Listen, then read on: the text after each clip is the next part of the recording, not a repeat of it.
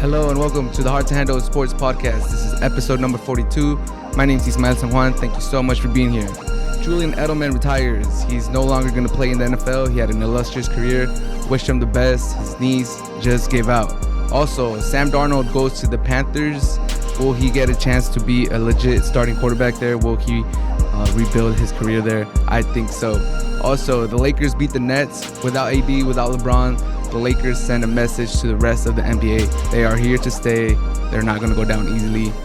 And Steph Curry passes Wilt Chamberlain for the most points in Warriors history. He also goes for 53 on the same night. Crazy stuff by Steph Curry. Jamal Murray is out for the season. He tears an ACL. Hope he gets well. And in the Champions League, PSG eliminate Bayern Munich, the favorites. They are out of the Champions League. All of this on this episode of the Hard to Handle Sports Podcast. Let's get started. Julian Edelman, one of the grittiest, one of the toughest wide receivers in the NFL, announced his retirement yesterday. 12 seasons in the NFL, one of the best playoff performers in NFL history, is retiring. His knees just can't take the toll anymore. He missed a lot of games last season. He tried to come back. He couldn't. He calls it a career. So I want to tip my hat to Julian Edelman. He was a 7th round pick, 232nd pick in the 2009 draft. He was a special teamer. He worked his way up the depth chart, and now he's a Patriots legend. People in New England love him. He got the tough yards. He got the tough catches. He was there for all the great moments that the Patriots have had in these last few years. Super Bowl winner, Super Bowl MVP. Just Julian Edelman, just a class guy. He did have some off-the-field issues, I believe, but on the field, he was amazing. He's one of the best competitors in the NFL. And I know the Patriot Nation is going to miss him. Myself, as a NFL aficionado, I'm going to miss seeing him compete. He made some crazy catches. Everyone remembers the catch he had against the Atlanta Falcons in the Super Bowl. Crazy, crazy stuff. Just incredible. He had an amazing game against the Seahawks, the Legion of Doom, in that Super Bowl that they won. So just Edelman, he's had some great moments. He's a great player. I'm going to miss him in the NFL. I know Patriots fans are going to miss him. They did pick up some wide receivers in free agency, so they are preparing for life after Edelman.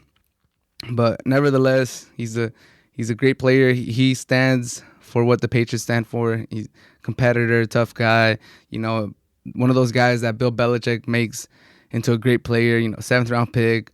Not really a lot of notoriety coming out of college. Just worked his way up the depth chart and became a great player. So shout out to Edelman for having a great career. I know for Patriots fans, when Wes Welker was on the downside of his career, they were wondering who's going to step up, who's going to be that slot receiver, that safety blanket for Tom Brady. And it turned out to be Julian Edelman. A lot of people are having the discussion if Julian Edelman deserves to go to the Hall of Fame. Myself, I think he's one of those players that is just a really good player that had some really good moments. But personally, I don't think he's a Hall of Famer just because his stats aren't there.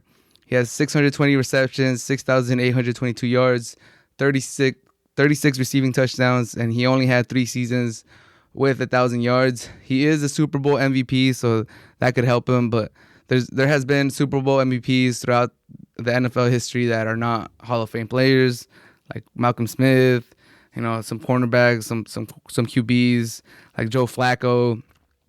You could win Super Bowls MVPs, and it doesn't necessarily make you a Hall of Fame candidate, a Hall of Fame player. I don't think he necessarily deserves a gold jacket, and I don't mean that as an insult or to belittle his career. He had a great career.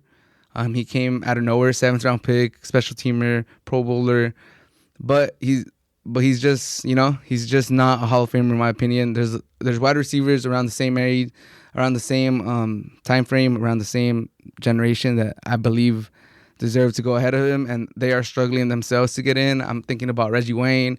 I'm thinking about Hines Ward. I'm thinking about Torrey Holt. Hines Ward specifically, he was a Super Bowl MVP too, and he's waiting to get in. He had way better stats. I think he almost laps him on yards. He laps him in touchdowns. So Hines Ward, if Hines Ward is not getting in, then I have bad news for Julian Edelman. I think he's going to have to wait Julian Edelman does have what he has going for him is that he played for the Patriots. So I believe he's a 3-time champion. He's a Super Bowl MVP, and he had great moments in the playoffs. He's one of the best playoff performers in all of NFL history. So he has that going for him. So I could see him potentially maybe getting in on the back end. Maybe like he waits 3 or 4 years and he eventually gets in. But as a first ballot or second ballot or third ballot, I don't see him going in. There's a logjam at the wide receiver position to get into the Hall of Fame. So I just don't see Edelman making it to the Hall of Fame personally. And if I had to vote, I wouldn't vote him in. But that doesn't take anything away from Edelman. He had a great career. He had great moments. If you're a Patriots fan, you love him. If you're a Patriot hater, he's probably hurt you or hurt one of your teams in this 12 years he's been with the Patriots. But shout out to Edelman. It sucks that he had to retire because of an injury. You never want to see a player retire because of injury. You always want to see players leave on their own will, on their own, desires. But unfortunately for Edelman, his knees just couldn't hold up. But a lot of people are saying he might come back and team up with Tampa Bay at the end of the season or mid-season or whenever, kind of like Gronkowski. We'll see. You got to keep an eye out for that. He did play most of his career with Tom Brady. So be on the lookout for Edelman if he maybe decides to come back out of retirement. I don't see that happening just because all the reports say that his knee is basically shot. He just can't compete with that knee at an NFL level. But wish him the best in retirement. I believe he has a podcast or something like that. So I think he has something to keep himself entertained now that the NFL is over. But wish him the best in whatever he decides to venture. But moving along, it's been a week or past a week since this happened, but I needed to touch on this. Darnold is traded to the Panthers. He is no longer a New York Jet. He leaves the shackles of Adam Gase. And the Panthers didn't really give up too much, per se, to get him. 2021 6th-round pick, which is nothing. 2022, I mean, I don't want to say nothing because there has been players that thrive in the 6th round. But for the most part, 2021 6th-round pick is not that valuable. 2022 2nd-round pick and a 2022 4th-round pick to get Sam Darnold, who's still 23 years old, who's younger than Joe Burrow, who's younger than Baker Mayfield by over 2 years. I think this is a great move for the Panthers. I applaud them for this move. They were in the sweepstakes for Russell Wilson. They were in the sweepstakes for Deshaun Watson. We all know what's going on with Deshaun Watson right now. He might get into trouble, or he's at least, his name is murky right now. I don't think a lot of teams want to continue to pursue him while this situation is happening. But for Sam Darnold, he's now a Carolina Panther. He's no longer under Adam Gase, and we know what that does to quarterbacks in recent history. Namely, I'm thinking Ryan Tannehill. Once he left the Dolphins, once he got to the Titans and he got a legit chance to start for a competent offensive coordinator for a competent franchise, we saw what he did. He has like the best passer rating since he took that starting job from for the Titans from Mariota. He has the best passer rating of any QB. So it's night and day. Adam Gase, I don't know how he kept getting jobs, how he kept fooling teams into thinking he was a solution. That's for another time. But I'm very excited for Sam Darnold. I think he has a lot of talent. He has one of the most talented arms in the NFL. He's mobile. He could shrug off players kind of like Big Ben. So I think there's a lot of potential there. And like I said, he's still 23 years old, not old by any means. And now he gets weapons. He gets Christian McCaffrey. He gets Robbie Anderson. He gets DJ Moore. And the Panthers are rumored to be looking for another weapon with their 8th pick. They could get Jamar Chase. They could get Jalen Waddle. They could get Kyle Pitts if he falls to them. Or they could just get an O-line, which is their other rumor that's going around with the 8th pick. So we'll see what the Panthers do. But even if they don't draft another weapon, Christian McCaffrey, when he's healthy, is the best or the second best running back in the NFL. Robbie Anderson with that speed, he's a vertical threat. He's familiar with him. He played 2 years with Robbie Anderson with the New York Jets. And DJ Moore, he's just he could be the number one on a lot of teams. He's talented. He can go up to catch the ball. He's just a very solid all-around wide receiver that any team would be happy to have. So just those 3 weapons, he already has more than he ever had with the Jets. And Joe Brady, as the offensive coordinator, is a massive upgrade over Adam Gase. He has new concepts. He has modern strategies. It's just night and day. Adam Gase, I don't even know what he was doing. It's super outdated offensive scheme that he was running with Joe Brady, ex LSU head coach, offensive coordinator. He now gets an offensive coordinator that's going to cater to his needs, that's going to find his strengths and play to those strengths. So I'm very excited to see Sam Darnold in that Joe Brady offense. I think Joe Brady is one of those offensive coordinators that will potentially be a head coach in 2022. And I have no doubt in my mind that he's going to make Sam Darnold better. And because of that, I think Panther fans should be excited. I think they should be excited for this season. They should be buying season tickets. They should go to all the home games. They should support the Panthers because they haven't had a franchise quarterback.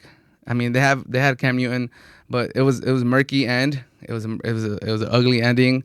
I still don't know why they treated him like that, but Teddy Bridgewater was not going to be the answer. Like once they signed him to that contract, I think Panther fans knew he was a stopgap. They were kind of hoping to get somebody in free agency or maybe trade for somebody or draft somebody, and now they got their guy. Now they have someone that they could legit invest their future into. Sam Darnold, 23 years old. Like I said, he's younger than Joe Burrow. He's younger than Baker Mayfield. Baker Mayfield at this stage in his career was finishing up his rookie season, and then he followed it up by a disappointing sophomore season, and then last year he finally bloomed and he had a great season. So Sam Darnold, I believe he still has a lot of time to figure it out. He's 23 years old. Like I said, he's been in the league for a while, but it was with the Jets, super dysfunctional Jets that gave him no weapons. They had an incompetent head coach that doesn't know what he's doing. So now I'm very excited to see Darnold with the Panthers. If they give him another weapon like Kyle Pitts, oh my God, that offense has potential to be top 5, top 10 in the NFL. And I think everyone should keep an eye out for Darnold this season. If you're a fantasy football player, if you play fantasy football, which I'm thinking a lot of people do, it's one of the funnest things to do if you're an NFL fan. If you're a fantasy football player, I think Sam Darnold is someone you keep your eye out. Maybe you get them in the 7th to 10th round. He's gonna go cheap. I can guarantee you that. You can get him in the later rounds. If you're a fantasy football player, draft Sam Darnold. He's gonna pay dividends. If you play a 2 QB league, that's your second QB. Maybe get one of the big guns in the beginning rounds. But Sam Darnold, I think he's gonna kill it this season. I'm very excited to see him. He's from USC. I tend to like players that come out of USC. But QBs from USC do have a bad history in the NFL. I think Sam Darnold changes that this season with the Panthers. But moving along to the NBA, the Lakers and the Nets played this last weekend. The Lakers take care of the Nets, blow them out. But the Lakers were missing LeBron, AD, and Kuzma. The Nets were without Harden. But this game, although it is midseason, although both teams were missing players, it by no means signifies or gives any indication on how things are going to play out in the playoffs. There was some key points that I took away from this game. Mostly, Drummond was having his way in the post. By no means is Drummond the most efficient center. He's always lingering in like the low 50s, high 40s, never really in the 60s, which by centers is kind of low, but he gets a lot of rebounds. Sometimes he misses easy layups or putbacks, but he's right there to get the board or to tip it back in. So for the most part, I was happy. I was very excited to see what Drummond was doing to the Nets. I think the Nets just don't have a big that could battle down low, that likes to get dirty, that likes to get physical with players. It's not going to be Blake Griffin. It's not going to be LaMarcus Aldridge. They're more finesse players. Aldridge has the body, but we saw what Drummond did to him. We saw how he celebrated after he made a bucket, doing the little. He's too small for me. Although Aldridge is listed an inch taller than Drummond. Drummond is just way more physical. He's built like tougher. I'm pretty sure he puts more weight on. But Drummond, I like what I saw from Drummond on the post. And if Drummond is able to do that to the Nets on the post, I'm just salivating at the possibility of what AD could do to them when he's healthy. So I just hope AD comes back 100%. The Lakers don't rush him and they take his time with him. Also, the Nets have liability in Kyrie Irving. He's a defensive liability. We all know that he's an offensive weapon. He has the best handles in the NBA. He could score the prettiest buckets. He could make you stop on a dime. He can break your ankles. Sometimes you lose him with all the dribbling that he does. But it doesn't change the fact that he's a defensive liability. He's 6'1", 6'3". I think he's listed 6'1", but that's a tall 6'1". His frame is very small. We saw what Schroeder was doing to him. Kyrie could score on anybody, but almost anybody could score on Kyrie. He's not going to stop most people in the NBA. So that is one thing that's concerns for the Nets, Kyrie Irving's defensive liability. And after the Lakers game, he took another night off. We're going to see how much chemistry the Nets are able to build at this latter part of the season, because Harden's out. KD's barely coming back. Kyrie's taking some time off again. There's a lot of pieces. There's a lot of new pieces. Aldridge and Blake are barely incorporating into that system. They have a rookie head coach. We all know what happened to the Clippers last year. We all know that for the most part, it was on PG. It was on Kawhi for choking, for not closing the deal out with the Nuggets. But one of their main excuses was that they didn't have chemistry, that the players didn't really feel connected with each other. That's one of the concerns I have for the Nets. Harden's out. KD's barely coming back. Kyrie taking time off now. You're trying to incorporate Aldridge. You're trying to incorporate Blake. There's just a lot of moving pieces for the Nets, and I'm concerned that there's not enough time for these Nets to get all their chemistry going 100%. But they're still the most talented team in the East. They should still come out of the East. But we'll see. We'll see how they do. For the Lakers, Ben McLemore went off. He's looking like he's a good pickup for the Lakers. We'll see if he's able to keep this up. We won't really see, I'm being realistic. We're not really going to see Ben McLemore have too many games like this again, but it was a welcome sight just to see that he has the ability to do it. Gives me hope that in the playoffs, if there's a game that we really need him, then there's a chance that he might go off, he might catch fire. And it's just nice to have someone that could do that, someone that could just catch fire and he'll give you 20 points off the bench and you're like, okay, we don't need you to do that every single time. We don't even need you to do it consistently. But if you're able to do it at a key moment, then it's nice to have you. But the Lakers shot 55.9% from the three. I don't think that's not a norm. They were just really hot that day. The Nets shot 18.5% from three. I don't think that's going to happen a lot either. They shoot way better than that. But so, like I said, there's not too many takeaways that you could really, like, if we see a Lakers versus Nets finals, there's not too much that we're going to take from this game and be like, damn, like, you see, like, the Lakers are just a way better three-point shooting team than the Nets. The few takeaways you could take from this, the Nets need defensive stoppers. I don't know how they're going to get them, but they need help stopping on defense. Kyrie could be a liability. And Drummond, for the most part, looked like he could manhandle the Nets big men. But KD was barely coming back. We'll see how he comes into rhythm again and how he enters the playoffs. So this is like I said, you can't take too much from this. I'm very excited to see a Lakers versus Nets final. I hope it happens. And the Lakers are giving me a lot of confidence, a lot of hope. The Lakers, since LeBron went down with the injury, they're 6-7. They just finished their 7-game road trip 4-3. And they show a lot of grittiness. They show a lot of heart, missing all these players. Not just LeBron and AD, but other players have missed time during this stretch that LeBron and AD aren't playing. Like I said, Kuz has been out. And I think this just shows that Frank Vogel is a great head coach. He should be in consideration for Coach of the Year with the job he's doing. He might not win it, but he should be in the consideration.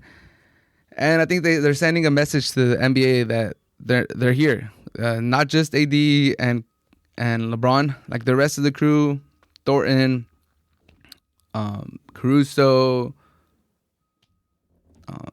Kuz, the Morris brother, anybody, Schroeder, they're there. They're players that want to compete. They're players that are playing with a lot of heart.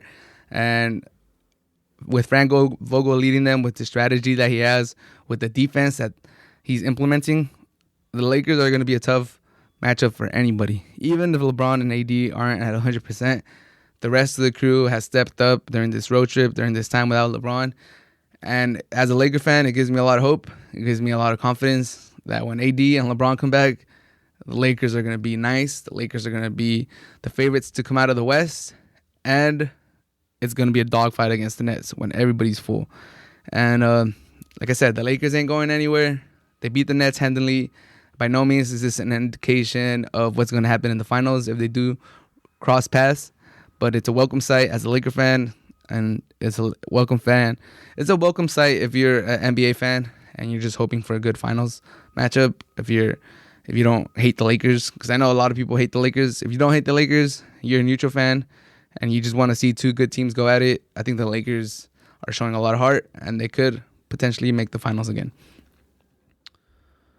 A team that's struggling now to make the playoffs. They're trying to make the play-in tournament. The Golden State Warriors have been struggling, but Steph Curry has not. He just went off for 53 points against the Nuggets. He needed 19 points to pass Wilt Chamberlain for the all-time scorer for the Warriors, and he goes for 53. What a man, Steph Curry. He's always an entertainer. He likes to entertain NBA crowds, the world, and he does it again. Everybody was watching him. Their eyes were glued to the TV. ESPN was talking about it, Bleacher Report, and any of the talking shows were talking about it in the morning. Steph Curry needed 19 points to pass Wilt Chamberlain, and he goes for 53. Over his last 5 games, Steph Curry is averaging 40.2 points per game, 6.2 rebounds per game, 4.4 assists per game. He's shooting 56 from the field. He's shooting 46 from three-point percentage.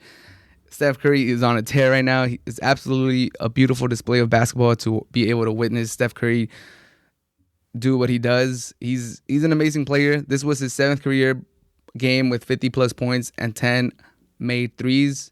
No other player has more than 2 of these games. So Steph Curry, he's a unicorn. He's a savant. We've never seen anything like Steph Curry. It's a pleasure to watch him play. He just keeps breaking records. Warriors records, NBA records, you name it, Steph Curry is breaking them. He's changed the game. He's stretched the basketball court by so much. You got to defend players as soon as they come across the halfway court. It's just crazy what Steph Curry has done to the NBA, and when he puts on displays like this, you just appreciate his greatness. You appreciate what he's done for the NBA. You appreciate Steph Curry, and I'm very excited to see the Splash Brothers come back next year. I hope Klay Thompson is able to resemble at least like 95% of what he used to be. Or, I mean, maybe he won't be the defensive stopper that he was before, but at least on the shooting department, I hope he comes back just as good as a shooter. Because the Warriors are fun. I'll as a Laker fan, I might not have enjoyed their title run, their dynasty run that much because, they're in California. Laker fan, it kind of hurt. But undoubtedly, they are a fun team to watch. They're exciting. The energy that these Warriors fans bring is unmatchable. The energy that Steph Curry and his crew bring is just awesome. And when Steph Curry catches fire, when he goes for 50, when it seems like the basket is 10 feet wide and anything that he shoots goes in, is just incredible. It's amazing. Like, everybody has to experience this once in their lifetime. On TV, in person, Steph Curry must watch TV when he goes off.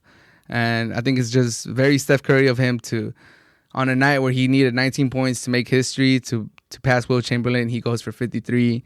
And, he reminds you how great of a player he is. He reminds you how fun the Warriors are. And I don't know if they're going to make the playoffs. I don't know if they're going to make the play-in. It looks like they'll make the play-in, but I don't know if they'll be able to make the playoffs. Nevertheless, Steph Curry's having a great season, MVP candidate season. I don't think he's going to win it just because the Warriors are so down in the rankings.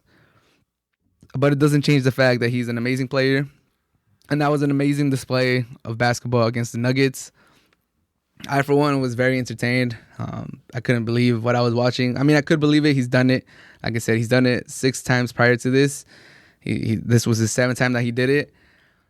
But it's still amazing to watch. Steph Curry, when he's hot, no one can compare to Steph Curry. He's a flamethrower.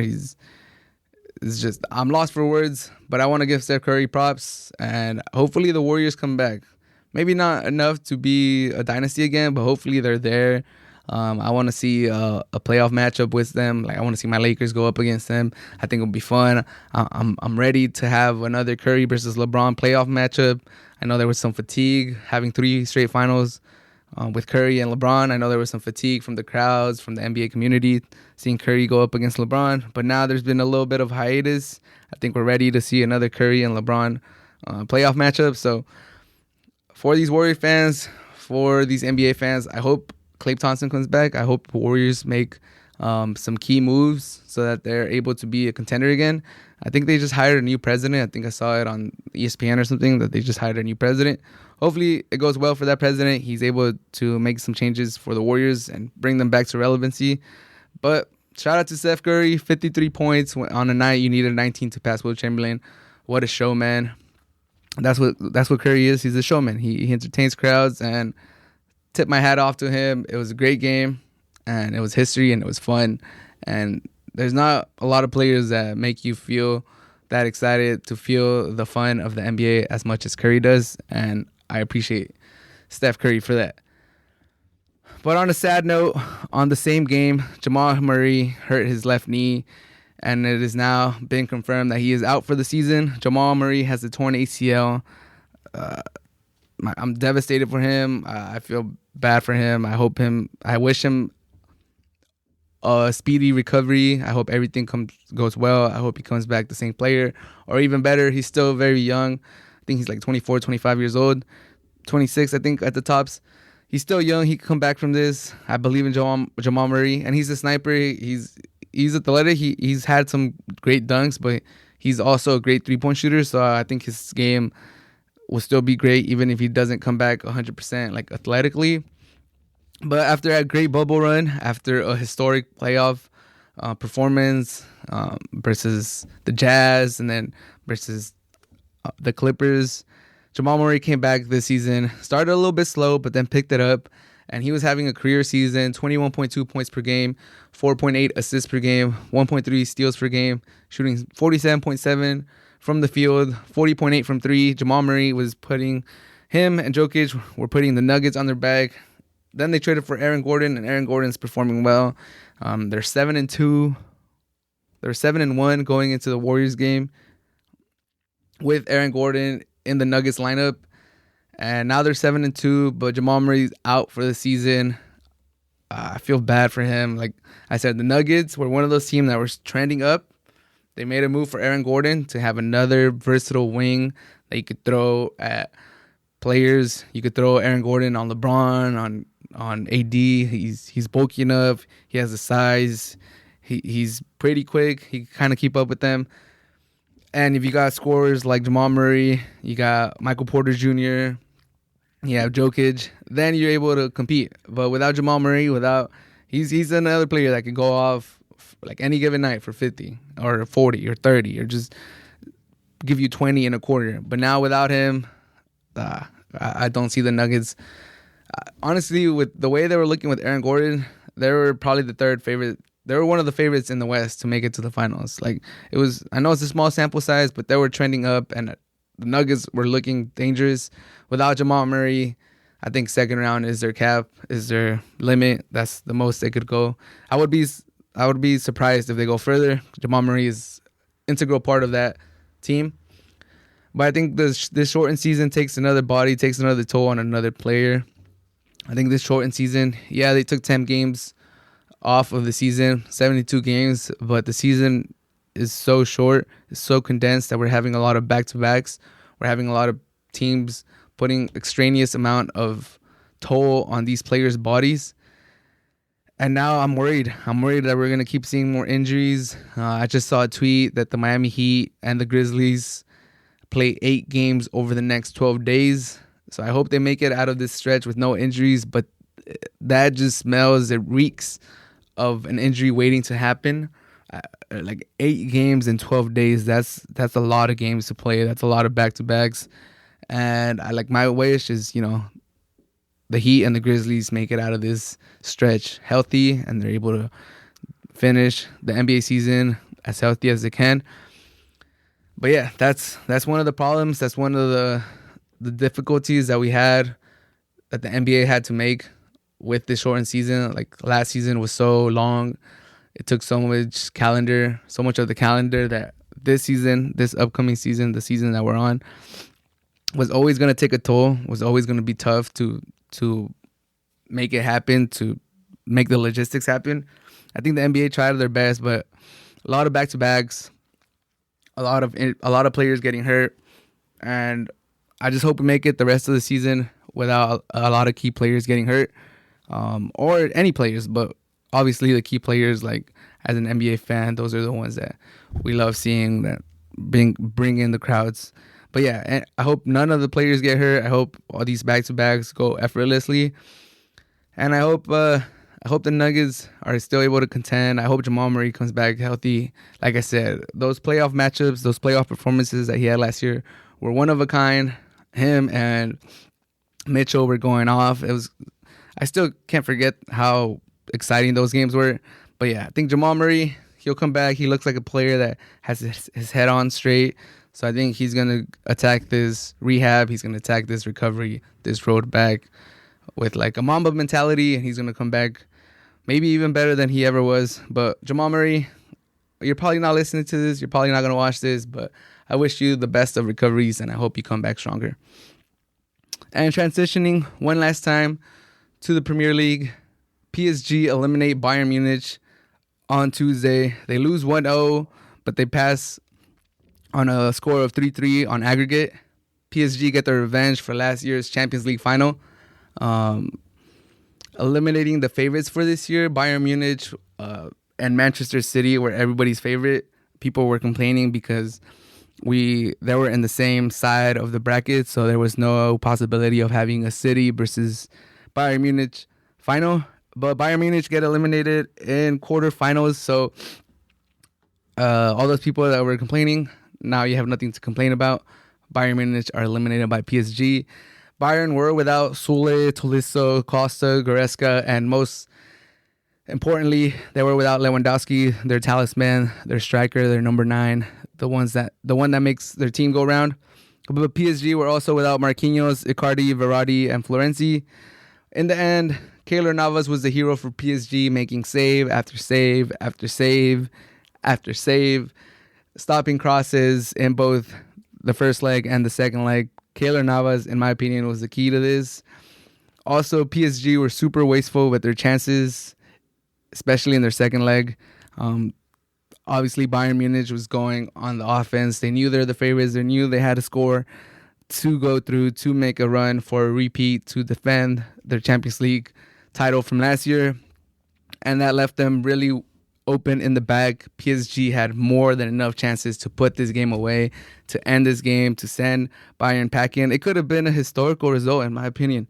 Like, they had the chances. They could have put them away. Mbappe and Neymar both had clear chances in front of goal that they couldn't put away. They both had clear chances where either Neymar had the ball and Mbappe was wide open, or Mbappe had the ball and Neymar was wide open. And all they got to do is make the correct pass, lay off their other star teammate, and the other teammate would more than likely finish the game off. But they were selfish. They tried to go for glory. They tried to score the goal themselves, and they missed. The defender got to them. You name it, the end result was not the desired result. They couldn't finish their chances. They couldn't get on the score sheet. And because of that, Bayern Munich were in the game till the last minute. And I think that might hurt PSG if their star players play this selfishly in the semifinals. If they make the finals again, if they play selfishly again in the final, it might hurt them.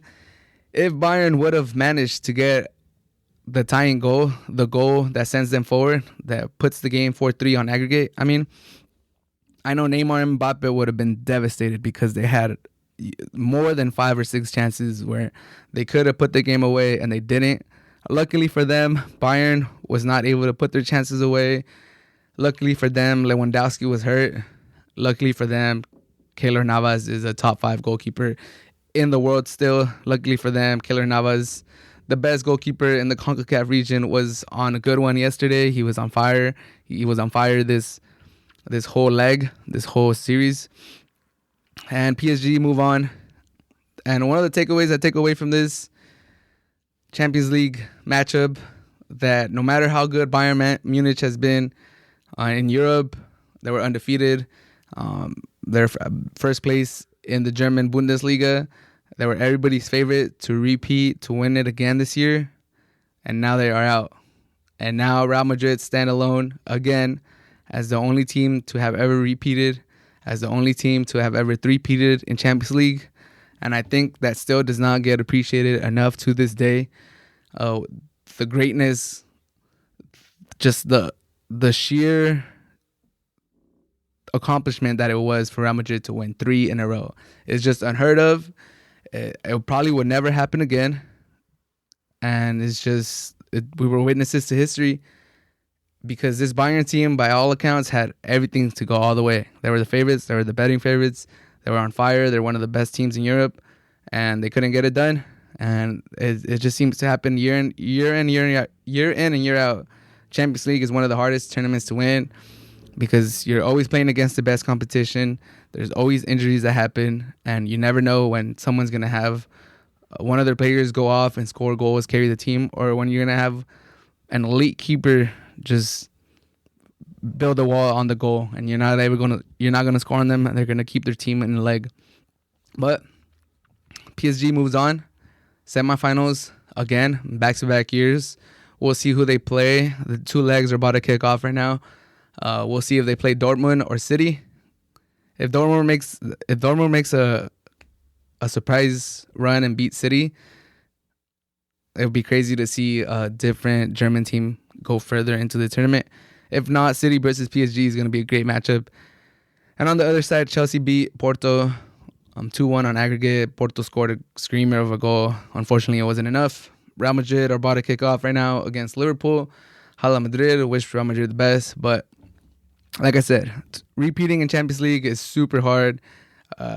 Only Real Madrid has done it.